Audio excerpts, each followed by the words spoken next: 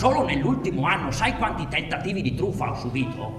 È ora di dare un segnale forte a queste persone. Da oggi sono io quello che truffa questi giovani, questi svegli di oggi.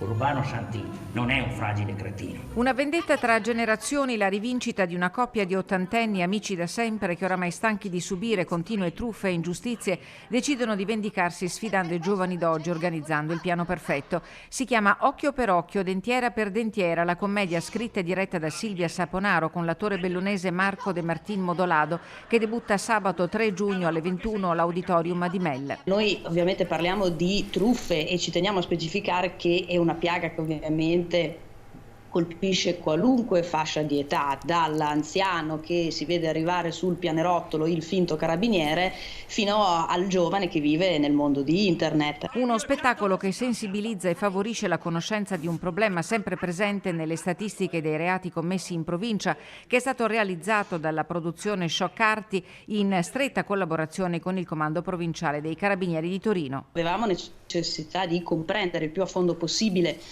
la tematica, anche per poterla descrivere al meglio in quanto commedia con scopo anche informativo e divulgativo, oltre che di sensibilizzazione.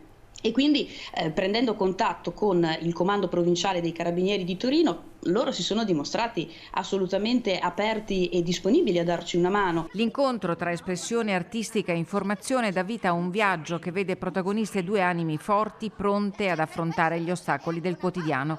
Lo spettacolo parla del problema delle truffe, anche di quelle che si diffondono grazie a internet. Anche a me è capitato, per dirvi che insomma non sono così anziano, il famoso link magari di cui si clicca e ci può rubare i dati. Un richiamo forte, intergenerazionale, un invito a prepararsi per affrontare correttamente queste situazioni. Dopo lo spettacolo seguirà un momento di riflessione con i consigli dei carabinieri.